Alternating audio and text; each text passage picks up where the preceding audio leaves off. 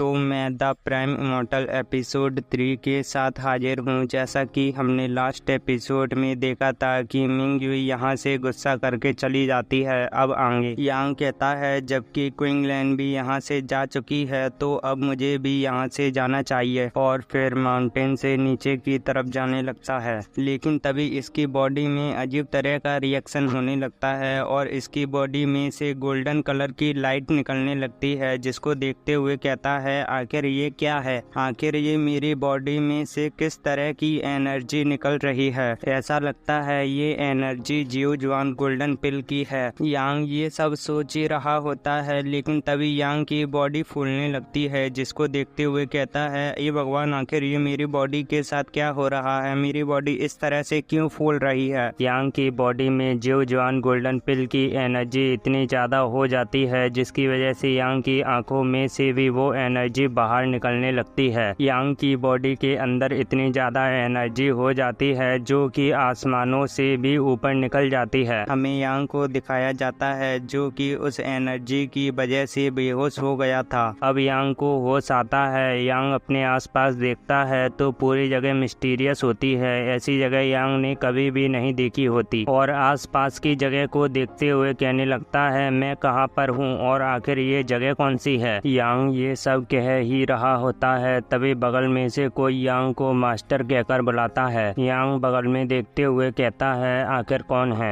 यांग मुड़कर देखता है तो वहाँ पर एक लड़की होती है। वो कहती है मास्टर, अभी आप जिस जगह पर है वो आपका जीफू है। ये सब जियो जुआन गोल्डन पिल की वजह से हुआ है। जियो जुआन गोल्डन पिल की वजह से आपने डीप स्लीप रियल्म में ब्रेक थ्रू कर लिया है। यांग कहता है डीप स्लीप रियल्म? जीफू, आखिर ये सब क्या है, आखिर तुम ये सब क्या बातें कर रही हो। जहाँ तक मुझे याद है क्विंगलैन ने मुझसे कहा था कि जब मैं फाउंडेशन बिल्डिंग पर पहुँच जाऊंगा तभी मेरे दिमाग में जीफू फॉर्म होगा, लेकिन अभी तक तो मैं फाउंडेशन बिल्डिंग स्टेज तक पहुँचा नहीं हूँ, तो आखिर मेरे ब्रेन में जीफू कैसे फॉर्म हो सकता है। और चिल्लाकर कहता है कमीनी, बकवास करना बंद कर और मुझे जल्दी से बता कि ये जगह कौन सी है, और सबसे पहले तो तू मुझे मास्टर कहना बंद कर। वो कहती है मैं आपके जीफू की सबकॉन्शियसनेस हूँ, टेक्निकली मैं आपका ही पार्ट हूँ, इसी वजह से मैं आपको मास्टर कह रही हूँ। यांग कहता है सबकॉन्शियसनेस? अगर ये मेरा सबकॉन्शियसनेस है तो आखिर मेरे सबकॉन्शियसनेस में एक लड़की क्या कर रही है। ये सुनकर वो कुछ तो करती है, जिसको देखते हुए यांग कहता है आखिर ये तुम क्या कर रही हो। वो कहती है हर किसी पर्सन के पास जीफू होता है जो कि स्मॉल यूनिवर्स की तरह होता है। अब यांग उस लड़की की बातों पर थोड़ा थोड़ा विश्वास करने लगता है और कहता है क्या सच में ये मेरा जीफू है। वो कहती है जी मास्टर, ये आपका ही जीफू है, क्या आप समझ गए, देखिए ये इस तरह है। और फिर चुटकी बजाती है जिसकी वजह से यांग जीफू के बाहर आ जाता है। अब यांग कहता है रुको, जबकि तुम मेरी एक कॉन्शियसनेस हो तो आखिर तुम बाहर कैसे आ गई और मैं तुमको बाहर कैसे देख पा रहा हूँ। इसका नाम जी है तो अब से मैं इसको जी कहकर ही बुलाऊंगा। जी कहती है मैं एक सोल हूँ, मुझे सिर्फ तुम ही देख सकते हो और कोई मुझे देख नहीं सकता, लेकिन हाँ अगर कोई पावरफुल कल्टीवेटर है तो वो मेरी प्रेजेंस के बारे में पता लगा सकता है, लेकिन वो मुझे देख नहीं सकता। यांग कहता है ओ अच्छा तो ऐसा है, और फिर जी को छूने के लिए अपने हाथ को आगे बढ़ाने लगता है। इस वजह से जी बहुत ही नाराज हो जाती है और यांग के गाल में जोर से चांटा मारती है, जिसकी वजह से यांग दूर जाकर गिरता है। अब खड़े होते हुए मन में कहता है इसकी पावर बहुत ही ज्यादा है, इसकी पावर क्विंगलैन और युई से तो कहीं ज्यादा है। और फिर चिल्लाकर कहता है जबकि मैं तुम्हारा मास्टर हूँ तो आखिर तुमने मुझ पर हाथ क्यों उठाया। जी यांग के पास आते हुए कहती है मुझे माफ करना मास्टर, लेकिन कुछ कारणों की वजह से आप मुझे छू नहीं सकते। आखिर कौन से कारण हैं, आखिर जी किस कारणों की वजह से यांग को अपने आप को छूने नहीं दे रही, वो हमें आगे पता चलेगा, क्योंकि अब हमारा सीन शिफ्ट होकर 3 दिन बाद बैकयार्ड को दिखाया जाता है, जहां पर यांग घोड़े जैसे दिखने वाले यूनिकॉर्न्स की देखभाल कर रहा होता है और कहता है आखिर बाहर चल क्या रहा है। मैं 3 दिनों से इस बैकयार्ड से बाहर बिल्कुल भी निकला नहीं हूँ, इसी वजह से मुझे बिल्कुल भी पता नहीं है कि बाहर क्या चल रहा है। मुझे जाकर देखना चाहिए आखिर बाहर क्या हो रहा है। यांग बाहर आकर देखता है तो बाहर मास्टर ने ये फैमिली के कुछ मेंबरों को एक जगह इकट्ठा करके रखा होता है और और कहता है मैंने तुम सभी लोगों को यहाँ पर इकट्ठा इसलिए किया है ताकि तुम लोग फैक्सियन सेक्ट में ट्रायल के लिए जा सको। तभी क्विंगलैंड पीछे से आते हुए कहती है क्या सभी लोग फैक्सियन सेक्ट में जाने के लिए तैयार हैं? मास्टर कहता है हाँ लेडी सभी तैयार हैं। अब हमें यांग को दिखाया जाता है जो कि भीड़ को साइड में करते हुए आगे आ रहा होता है, लेकिन तभी क्विंगलैंड की भी नजर यांग पर पड़ जाती है और फिर मास्टर से कुछ कहती है, जिसे सुनकर मास्टर कहता है ठीक है और फिर यांग से कहता है ओ लड़के जल्दी से यहाँ पर आ। यांग घबराते हुए कहता है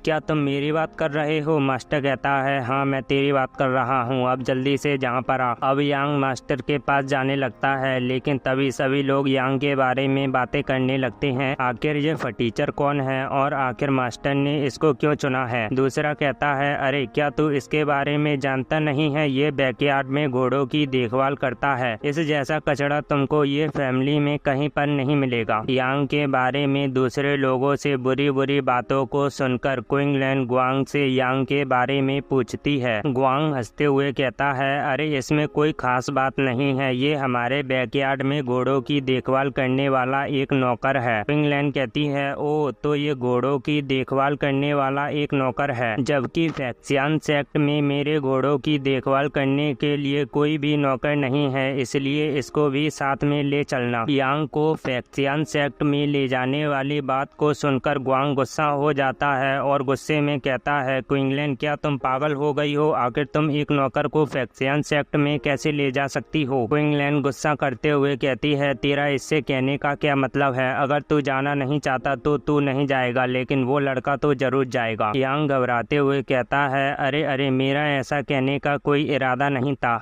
आखिर मैं कौन होता हूँ तुमसे मना करने वाला? तुम जो चाहो तुम वो कर सकती हो, तुम जिसको ले जाना चाहो तो उसको ले जा सकती हो। अब मास्टर कहता है जबकि अब तुम सभी लोगों को चुन लिया गया है तो कल के दिन रेडी होना फैक्सियन सेक्ट में जाने के लिए। यांग मन में कहता है फैक्सियन सेक्ट में जाना, ऐसा लगता है कि भगवान भी मुझे पावरफुल बनता हुआ देखना चाहता है। अब हमें अगले दिन का सीन दिखाया जाता है जहां पर ये सभी लोग फैक्सियन सेक्ट में जाने के लिए निकल चुके होते हैं। यांग पहली बार उड़ती हुई स्वॉर्ड पर बैठा होता है, जिसकी वजह से यांग को चक्कर आने लगते हैं और मन में कहने लगता है आखिर मैं कब इन लोगों की तरह स्वॉर्ड पर उड़ना सीख पाऊंगा। अब अपने जीफू के अंदर आकर जी से कहता है जी क्या तुम मुझे स्वॉर्ड पर उड़ना सिखा सकती हो? जी कहती है स्वॉर्ड पर उड़ना ये कुछ ज्यादा मुश्किल नहीं है, सबसे पहले तुमको अपनी प्राइमोर्डियल क्यूआई को अपनी स्वॉर्ड में डालना होगा। शुरुआत में तो तुमको मुश्किल लगेगा, लेकिन धीरे धीरे तुम स्वॉर्ड पर उड़ना अच्छी तरह से सीख जाओगे। यांग कहता है ठीक है मैं समझ गया और फिर अपने जीफू के बाहर आ जाता है। अब हमें ग्वांग को दिखाया जाता है जो कि यांग को देखकर गुस्सा करने लगता है और मन ही मन कहने लगता है एक बार मैं फैक्सियन सेक्ट तो पहुंच जाऊं तब मैं इसको एक अच्छा सा लेसन सिखाऊंगा। ग्वांग ये सब सोच ही रहा होता है, तभी हमें दिखाया जाता है जंगल में बहुत बड़ा धमाका होता है, जिसको देखकर ये सभी लोग यहीं पर रुक जाते हैं और एक दूसरे से कहने लगते हैं ये क्या हुआ? आखिर जंगल में इतना बड़ा धमाका किसने किया होगा? ये सभी लोग एकदम से रुक गए थे, इसी वजह से यांग का बैलेंस खराब होता है और वो गिरने वाला होता है, लेकिन वो क्विंगलैंड को कमर से पकड़ लेता है, जिसकी वजह से यांग गिरने से बच जाता है। लेकिन इस वजह से क्विंगलैंड बहुत ही गुस्सा हो जाती है और अपनी ऑरा को रिलीज करती है, जिसकी वजह से यांग दोबारा गिरने वाला होता है, लेकिन इस बार यांग स्वॉर्ड को पकड़ लेता है। क्विंगलैंड गुस्सा करते हुए कहती है अगली बार तुमने ऐसा करने की कोशिश की तो अगली बार मैं तुमको बिल्कुल भी जिंदा नहीं छोड़ूंगी। ये देखकर ग्वांग मन में कहने लगता है सच में मेरी बहन बहुत ही गुस्सैल है। क्विंगलैंड कहती है ऐसा लगता है कि सामने की तरफ कुछ डीमन है, चलो चलकर देख के आते हैं। अब ये सभी लोग सामने की तरफ चेक करने के लिए निकल जाते हैं। कुछ ही देर में ये सभी लोग वहाँ पर आ जाते हैं जहाँ पर धमाका हुआ था। ग्वांग क्विंगलैंड से पूछता है क्विंगलैंड अब हमें क्या करना चाहिए? ग्वांग की बातों को सुनकर सबसे पहले तो क्विंगलैंड यांग को उठाकर ग्वांग की अपनी स्वॉर्ड पर रख देती है और यहाँ से जाते हुए कहती है, मैं चेक करके आती हूँ, कहीं आगे खतरा तो नहीं, तुम सभी लोग यहीं पर रुकना। और फिर यहाँ से चली जाती है। क्विंगलैंड के यहाँ से चले जाने के बाद ग्वांग हंसते हुए कहता है, अब तेरा क्या होगा कालिया। यांग घबराते हुए कहता है, अरे नहीं, ऐसा लगता है कि अब मेरे साथ कुछ बुरा होने वाला है। यांग का सोचना भी ठीक होता है, क्योंकि अब ग्वांग यांग में लात मार के उसको अपनी स्वॉर्ड से गिरा देता है और हंसते हुए कहता है, बाय बाय, अब हम अगले जन्म में मिलेंगे। तो इसी के साथ यहीं पर हमारा एपिसोड खत्म होता है। अगर आप लोगों को हमारी वीडियो अच्छी लगी हुई हो तो प्लीज़ चैनल को सब्सक्राइब और वीडियो को लाइक ज़रूर कर दीजिएगा। Thank you for watching. मिलते हैं अगली किसी वीडियो में।